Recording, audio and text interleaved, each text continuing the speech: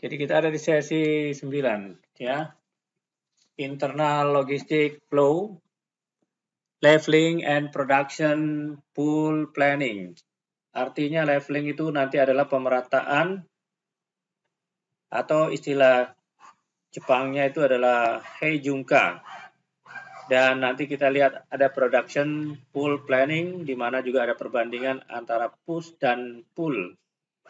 Di situ Anda lihat gambar awalnya ya. Kita bisa lihat push seperti apa, pull seperti apa di situ. Oke. Di sini kita melihat hubungan tadi ada segitiga tadi. Hubungan antara predictabilitas, fleksibilitas, dan stabilitas adalah yang disebut tadi heijunka. Itu akan menjadi suatu hal yang namanya leveling atau pemerataan.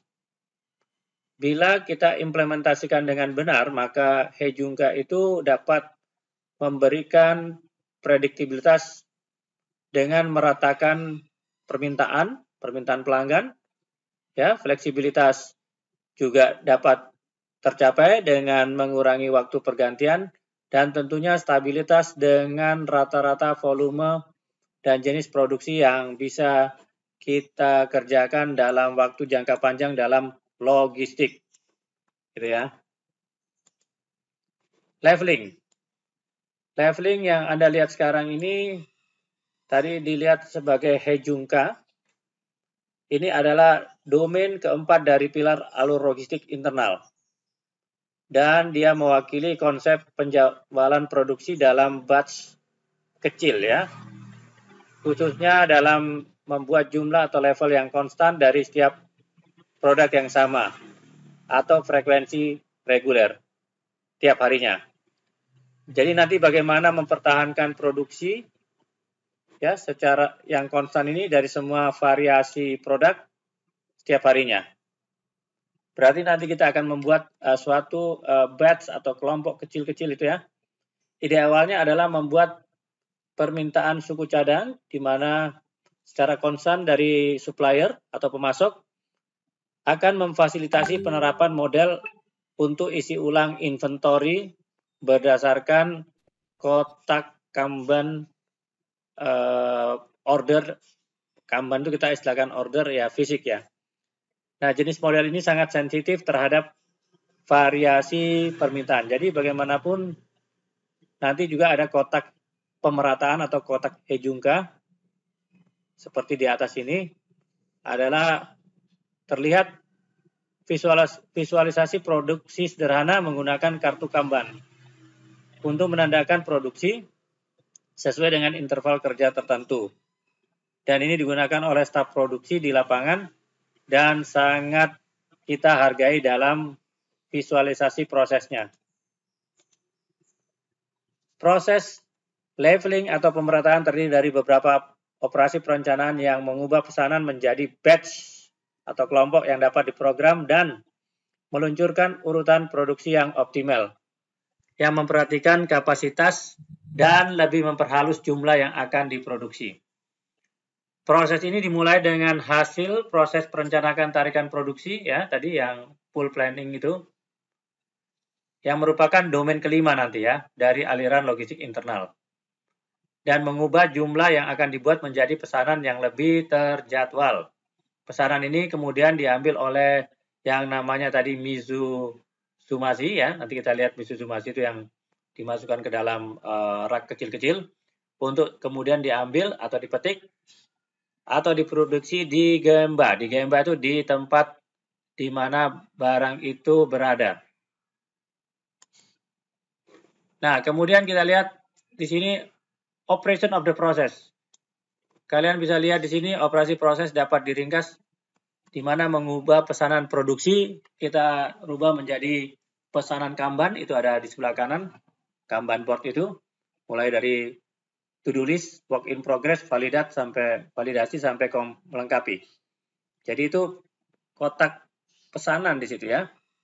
Yang mana yang masih harus dilakukan, mana yang dalam pekerjaan dan mana yang perlu divalidasi dan mana yang telah dilengkapi.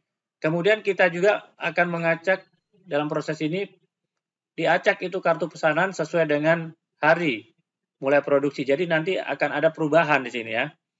Lalu kita menjadwalkan siklus pengambilan. Itu tadi ada di bawah itu ada gambar Mizumasi dengan meratakan beban harian ya. Di mana kita juga akan merespek daripada kapasitas harian yang kita akan planning. Dan tentunya kemudian diurutkan di lini produksi setelah diambil pesanan tadi ya. Diurutkan untuk diproduksi di lini produksi. Ini urut-urutannya dari atas ke bawah, kemudian ke kiri dan ke pojok ini, pojok kiri. Bagaimana mendesain format daripada visual ini?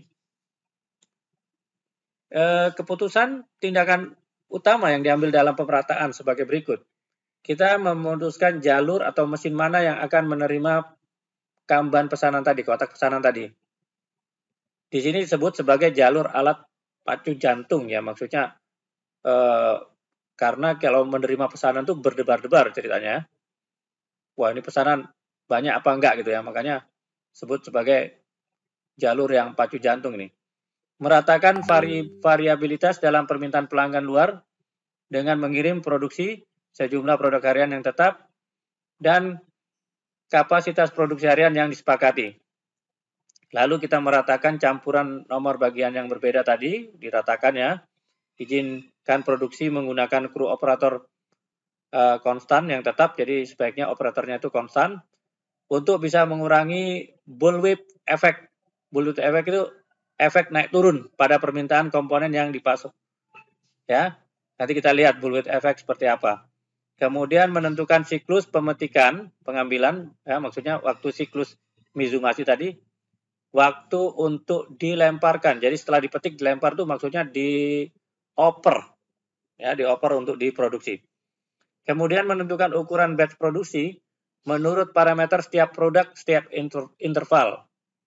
Ya, disesuaikan ukuran kelompok produksinya menurut parameter ini, every product every interval ini. Kita nanti lihat every product every interval itu seperti apa dan menentukan urutan yang akan dikirim ke lini produksi. Yang tadi dilempar itu dikirim ke lini produksi. Dalam Toyota, definisi daripada pemerataan ini diartikan mengulang suatu produk dalam siklus waktu yang konstan. Ya, itu tadi disebut IPI. IPI adalah angka yang memberitahu Anda waktu siklus yang diperlukan untuk mengulang semua referensi produk. Hal ini dapat dengan mudah dihitung dengan membagi jumlah referensi produk dengan jumlah pergantian di mesin tertentu untuk jangka waktu tertentu. Itu juga sama dengan ukuran batch atau kelompok tetap yang dihitung dalam hari permintaan. Ini di sini kita lihat di gambar ini mekaniknya memulai dengan mengidentifikasi waktu satu per interval. Dilihat di sini satu per interval, misalnya biru sendiri, hijau sendiri, orange dan sendiri, ABC itu Anda lihat. Kemudian ada free time di situ. Free time-nya ada di pojok belakang. Nah, kemudian tahap kedua di sini kita lihat ada reduce lot. Reduce lot itu masing-masing dipotong biru, hijau di depan, biru, hijau, kuning, kemudian biru, hijau, kuning. Ini dibagi 2. Ya, IP-nya jadi 2 per interval. Tadi kan 1. Sekarang 2 tuh gambarnya tuh ya. Nah, kemudian di paling bawah itu bahkan lebih dikurangi lagi jadi 3 per interval. Nah, jadi kita lihat itu bisa lebih produktif yang 3 per interval itu ya. Jadi bikin 3 kali tuh. Waktunya sama, tapi bisa lebih produktif. Ya, Anda bisa lihat itu ya. Kalau 1 seperti ini, spare waktunya banyak. 2, spare waktunya udah tinggal setengah. Nah, Kemudian yang terakhir tuh spare waktunya nggak ada. Bukan berarti ini jadi memanfaatkan waktu sebaik mungkin. Tidak ada waktu yang terbuang. Ceritanya seperti itu. Nah, kemudian di sini figur 10.1 kita lihat definisi dalam Toyota dan definisi pemerataan dalam Toyota. Kita lihat logika di balik pemerataan ditunjukkan pada gambar 10.1 dan 10.2. Ini ada 5 tingkat atau derajat pemerataan yang diakui dalam sistem Toyota. Kita lihat itu. Level 1 sampai level 5. Di mana kita lihat level 1, big batch monthly production itu ada, kita lihat dalam 1 bulan itu produksinya cukup besar ya. Dalam kelompok yang cukup besar. IP-nya kita lihat itu 3 produk per 3 setup. Nah, kemudian pada level 2 kita bagi lagi menjadi batch yang lebih kecil, lebih dari 1 batch per bulannya. Itu kita lihat ada 2 kelompok ya. Dalam 1 bulan ada 2 kelompok. Tadi 1 kelompok. Sekarang rumusnya jadi 3 produk per 6 setup. Nah, jadi bisa dalam setengah bulan 1 kelompok itu menyelesaikan. Dan atau dalam 10 hari. Nah, kemudian pada level 3 kita lihat lagi produksi hariannya dengan kuantitas yang berbeda. Kita lihat di situ. Monthly quantity-nya tetap sama 100, 200, 300 yang ABC-nya. Daily quantity-nya kita lihat 5, 10, 15. Nah, jadi dibagi lagi 3 produk per 60 setup. Ya. Kemudian level 4-nya kita gunakan secara konstan itu kelompoknya. Ya, 5, 5, 5, 5, 5 itu kita lihat ya. Jadi diuraikan lagi. Yang daily quantity-nya itu tadi 5, 10, 15. Diuraikan lagi secara konstan.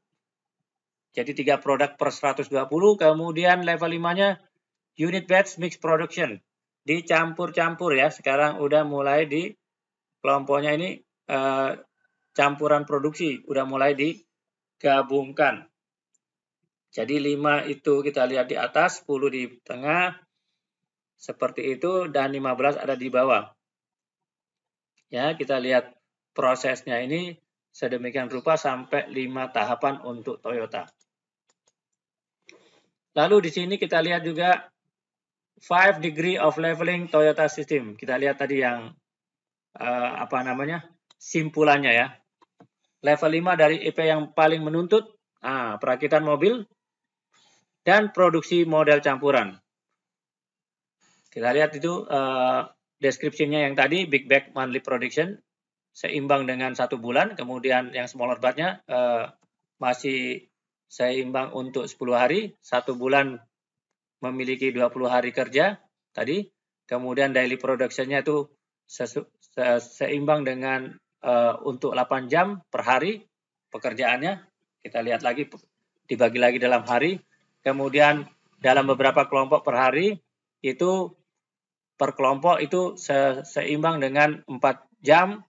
Dan per unitnya itu dihitung seimbang dengan 0,8 jam. 0,8 jam.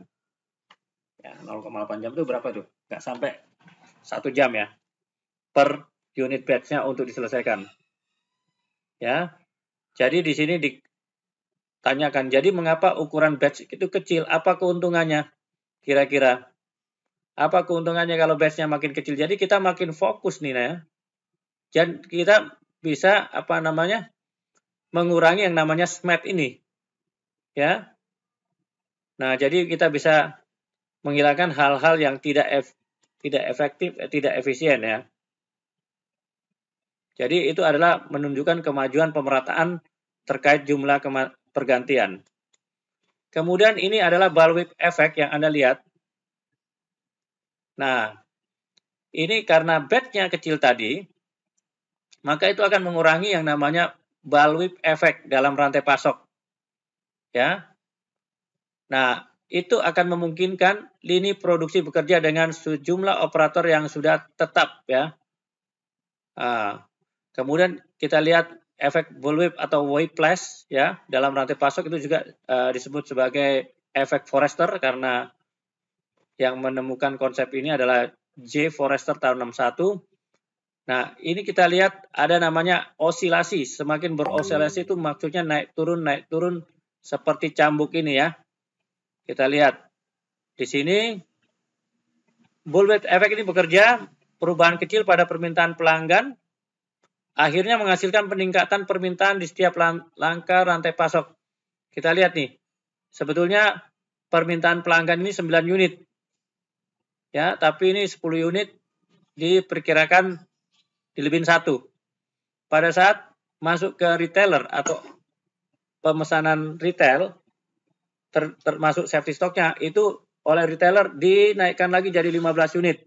Kemudian di distributor jadi lagi 20 unit, karena distributor ini akan memesan kepada manufacturer untuk menyediakan diskon ya, untuk dia bisa menjaga stok yang cukup. Lalu di manufacturer ini dia memproduksi 40 unit ya, agar ini dia maksudnya dia juga bikin spare di sini, karena nanti takutnya ada permintaan tambahan lagi gitu ya. Jadi makin lama makin besar nih.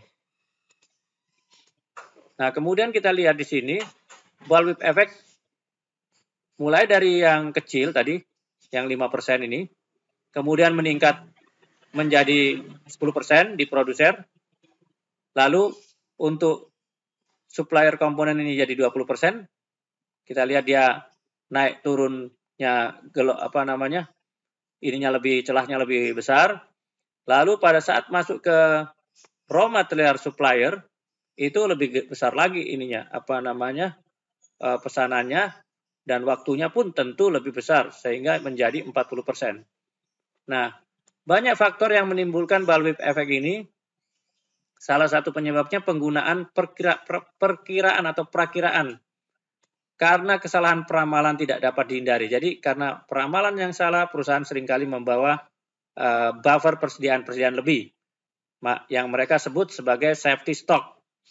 Saat kita bergerak ke atas rantai pasok dari konsumen akhir ke pemasok bahan mentah atau supplier, ya, maka setiap peserta atau pihak dalam rantai pasok ini mengalami variasi permintaan yang lebih besar, sehingga memiliki kebutuhan yang lebih besar akan persediaan pengaman.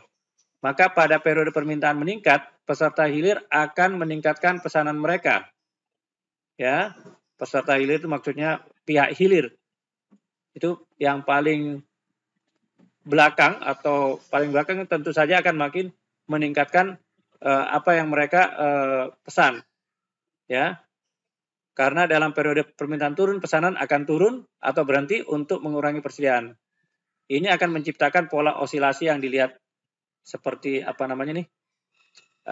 grafik turun naik ini ya, gelombang turun naik. Nah, pada saat tahapan dari pemerataan Kaizen, ya, proses leveling itu terdiri dari 4. Di mana tadi memutuskan jalur pacu jantung. Jalur pacu jantung ini atau jalur yang akan menerima pesanan produksi. Jalur yang deg-degan tadi. Ini produksinya akan banyak apa enggak nanti ya pesanannya. Kemudian kedua, mengubah pesanan menjadi kartu Kanban, kartu pesanan. 2 jenis pesanan ini dapat diubah menjadi Kanban, atau Kanban itu pesanan kotak 2 bagian, pesanan pelanggan, perintah pengisian ulang atau order ulang. Kemudian Kanban adalah bagian dari urutan. Jadi diurutkan lagi Kanbannya, ya, itu diurutkan lagi. Kemudian yang ketiga, membuat kotak logistik, kotak perencanaan kerja. Saya sebut kotak perencanaan kerja ya, ini logistik ya, atau pengadaan, di mana mengacak tadi urutan Kanban yang sesuai dengan hari mulai produksi dan meratakan beban bulanan. Jadi prosesnya tadi Kanban yang udah kotak pesanan tadi diurutkan lagi ya, dirapikan lagi ya. Kemudian kita untuk merespek daripada kapasitas produksi, kita menyesuaikan daripada kapasitas produksi harian yang telah disepakati dalam kontrak logistik produksi. Lalu kita membuat kotak pemerataan itu sedemikian rupa dengan menjadwalkan siklus pengambilan Mitsumasi tadi dan meratakan beban harian tersebut. Lalu menghormati kapasitas produksi yang tersedia dalam siklus pengambilan. Kemudian jalur daripada produksi atau sequencing the production line ini, tahap pertama adalah memutuskan pacemaker line tadi yang tadi disebutkan ya, jalur apa namanya tadi? Jalur apa pacemaker tadi kita lihat jalur yang akan menerima pesanan produksi. Nah, garis atau jalur tadi digunakan untuk menentukan kapasitas pabrik atau area pabrik. Ini untuk biasanya lini perakitan utama atau mesin yang memberikan diferensiasi produk. Nah, jika ada integrasi proses tingkat tinggi dalam sel, maka alat atau jalur produksi tadi, pesanan produksi ini akan menjadi jalur perakitan atau produksi yang terintegrasi.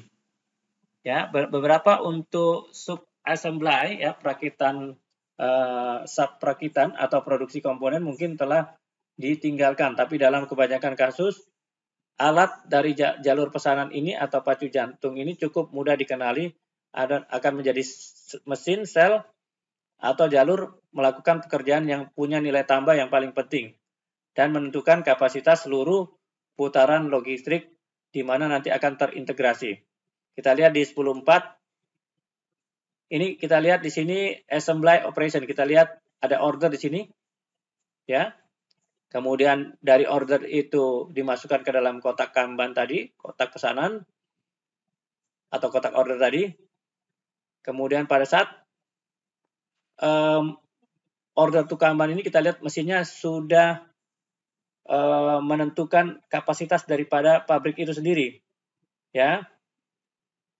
Jadi ini antara pekerjaan administrasi di Kanban dan pekerjaan di operasional ini akan menyesuaikan. Kemudian masuk ke box logistik atau persediaan tadi itu, ya, mesinnya udah mulai membuat suatu product differentiation, ya. Kemudian masuk lagi ke box yang ketiga, box pemerataan atau leveling Heijunka itu mulai dilakukan yang namanya perakitan tadi ya. Nah, kemudian masuklah ke jalur produksi, ya, production line, ya. Nah, disinilah ada the pacemaker ini disebutkan di sini jalur pesanan di sini ya, karena udah ada produksi di sini.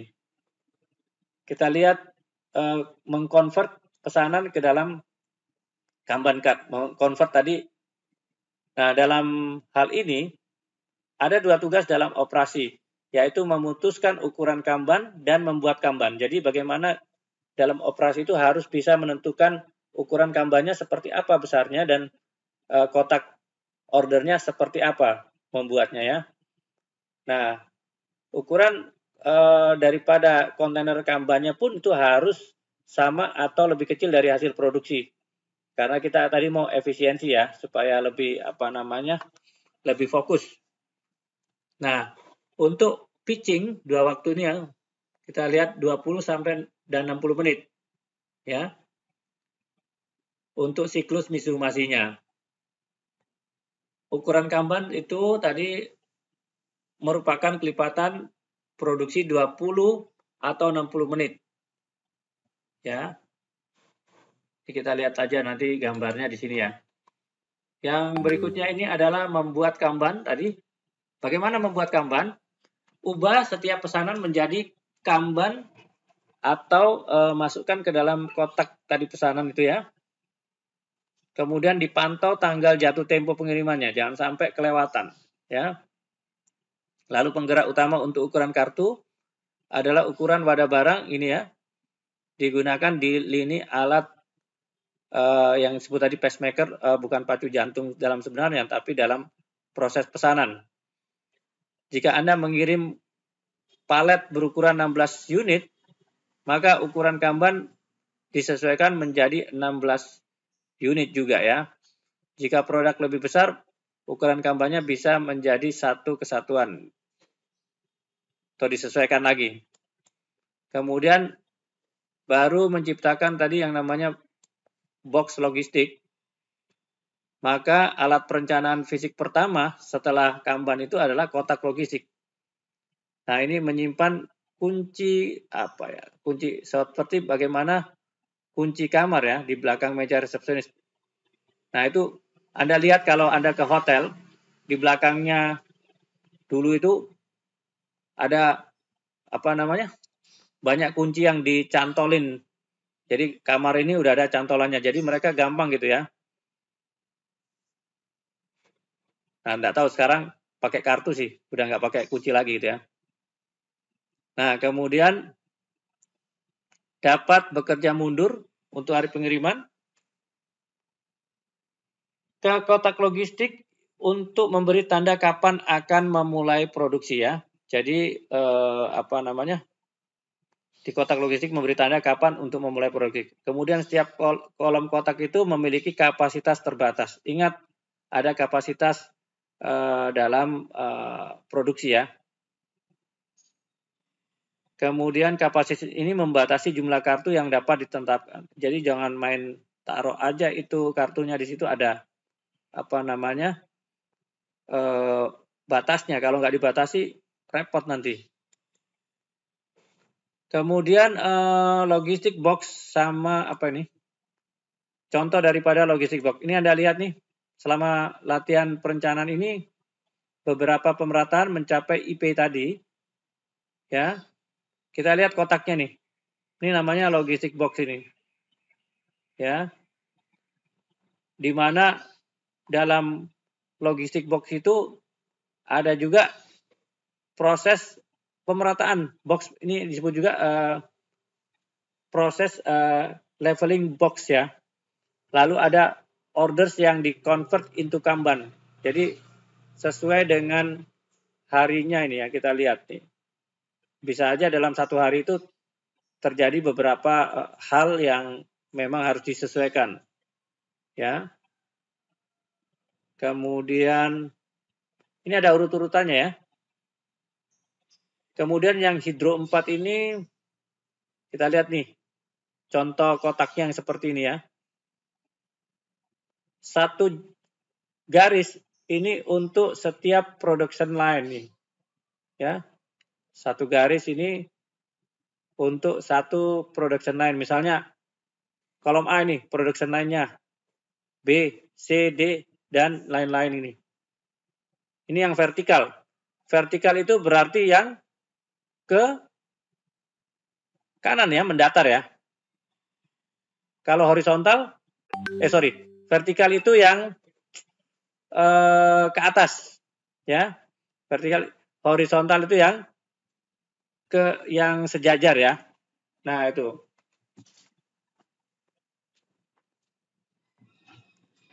Vertikal nih. Kita lihat di sini. Kemudian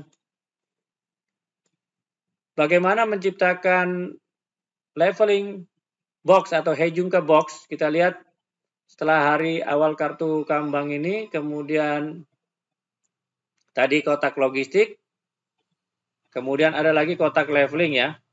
Inilah titik awal dari siklus Mitsumashi ya. Nah, kotak leveling ini menyimpan target untuk apa yang harus diselesaikan setiap siklus Mitsumashi-nya. Semua orang tahu bahwa setiap kali Mitsumashi berbaris, sejumlah Kanban tertentu harus siap. Sistem ini memberikan kontrol visual terhadap kinerja produksi. Ya. Kemudian ini yang baru masuk tolong di apa namanya? Miguel, tolong di apa namanya? Di mute. Leveling box. Nah, ini tadi contoh leveling box-nya, kotak pemerataannya seperti ini ya. Nah, ini lebih kecil lagi kalau tadi berdasarkan hari untuk leveling logistiknya. Kalau Heijunka ini levelingnya berdasarkan jam malah ya. Ada jam 9, jam 10, jam 12, jadi ini per jam udah ya. Nah, jadi ceritanya diperkecil lagi ya, kotaknya itu ditransformasi lagi dari apa tadi? logistik box ke Hejunka box. Ya. Nah, kemudian di situ dilihat juga kalau A product lebih kecil dari EP, ya, kemudian B product ini sama dengan EP, dan C ini reserve lebih besar. Kemudian jalur sequencing, ya, pengurutan garis ya. Jalur ini menggunakan dua perangkat, load making box dan line sequencer ya.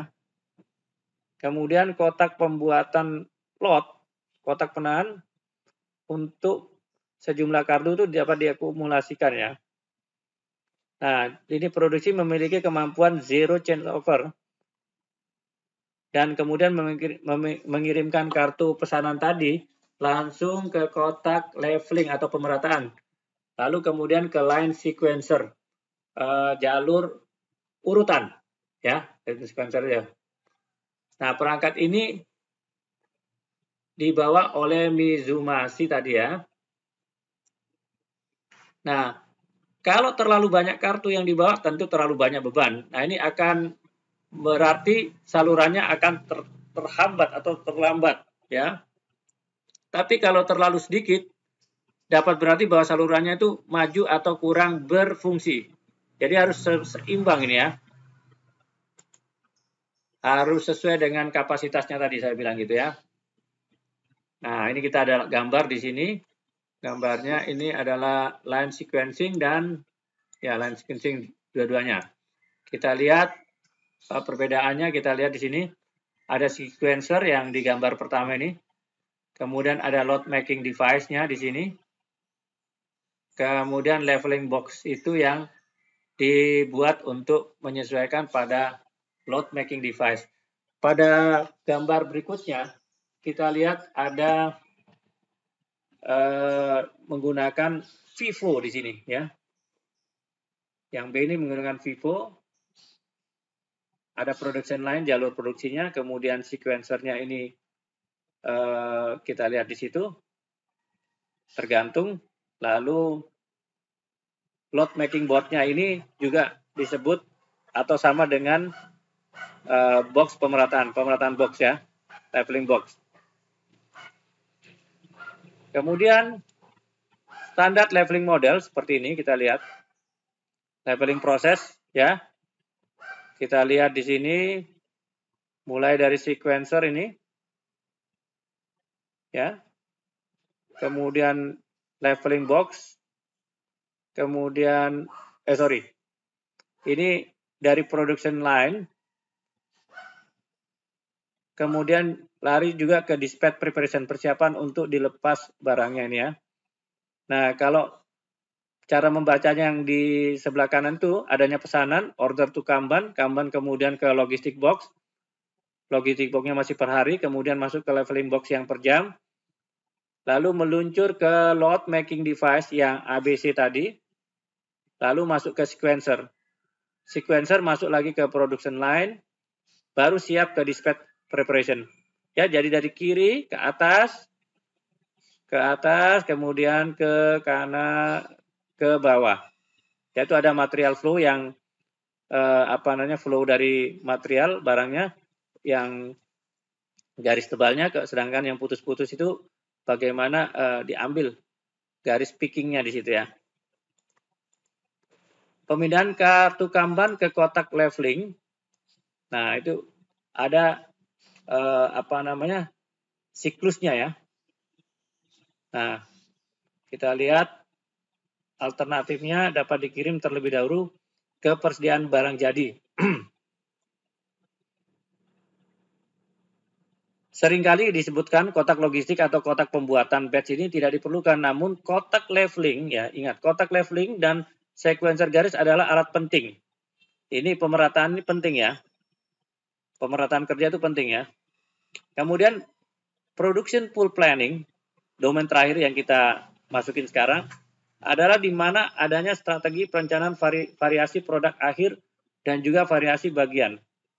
Baik itu make to order stock maupun make to order ada lagi nih make to order MTO ya.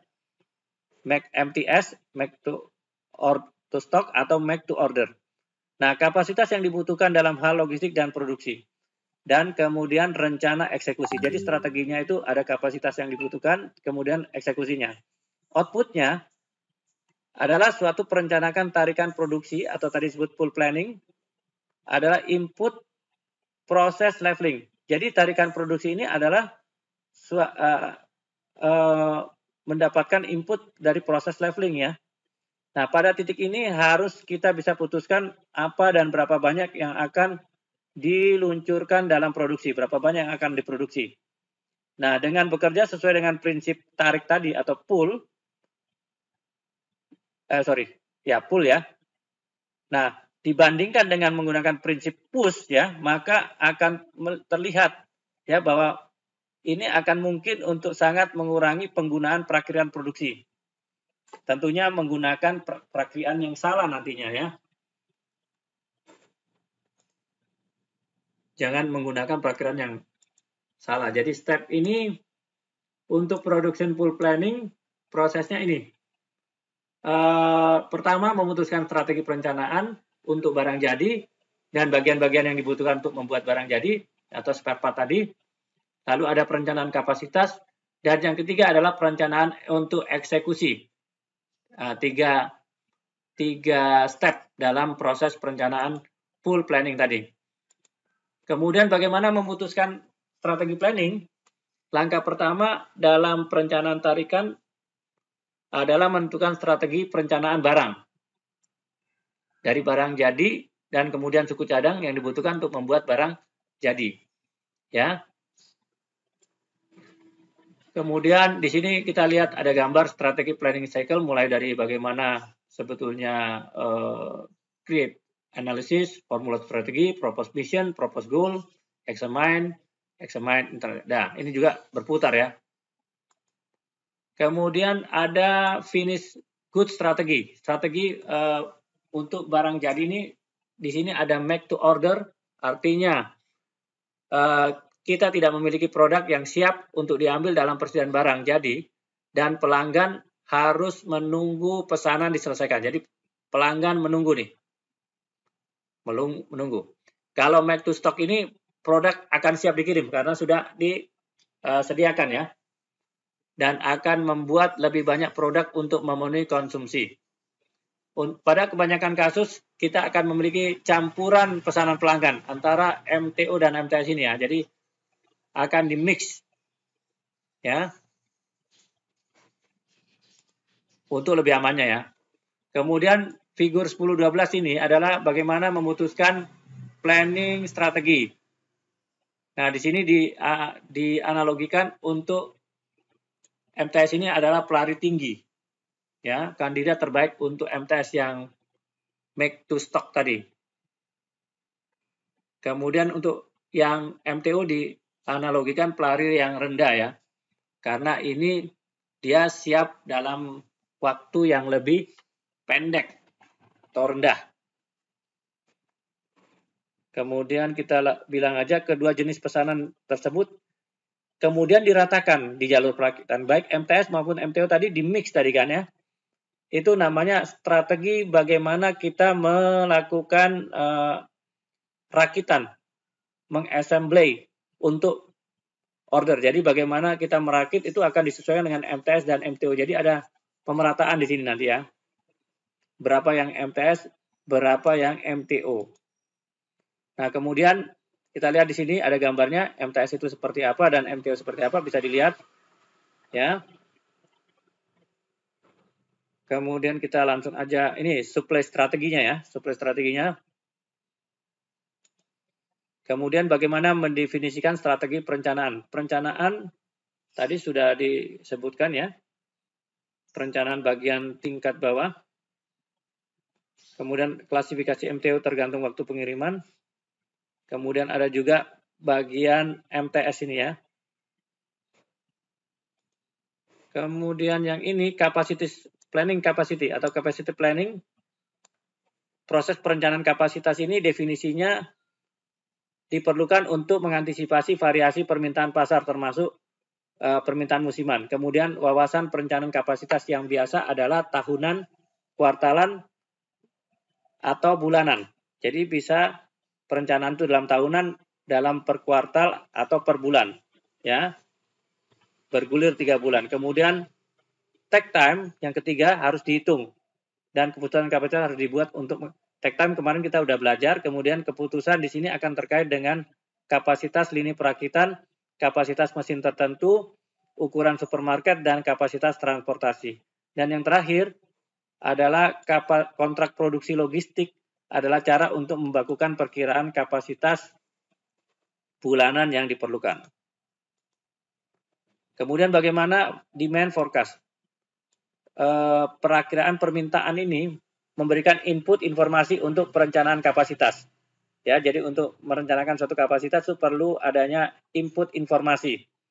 Dalam banyak kasus peramalan dilakukan oleh yang namanya keluaran produk. Oh, jadi keluarga produk nih. Maaf. Nah, kemudian di sini cakrawalanya atau wawasannya ini kita lihat 6 minggu pembaruan setiap minggunya. Ya. Ada perakiraan bergulir. Kemudian ada istilah call off, adalah pesanan pelanggan yang tetap atau nyata, ya, real. Maka digunakanlah dalam ini strategi MTO dalam perencanaan produksi atau mengambil barang untuk dikirim dengan menggunakan strategi MTS. Jadi MTS itu udah ready untuk diambil, sedangkan MTO ini kita bisa menggunakan untuk pelanggan yang real, ya. Nah, di sini ada urut-urutan proses of demand forecasting, menyusun tujuan, menentukan perspektif waktu, kemudian bagaimana memilih demand yang sesuai, metode perkiraan yang tepat, collecting data, mengumpulkan data, dan estimasi hasilnya.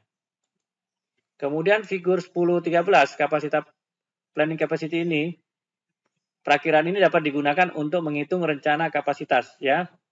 Logistik harus merencanakan stok pengaman ekstra dalam referensi yang lebih tidak stabil. Ya, kita lihat di sini, ya. Kita lihat di sini.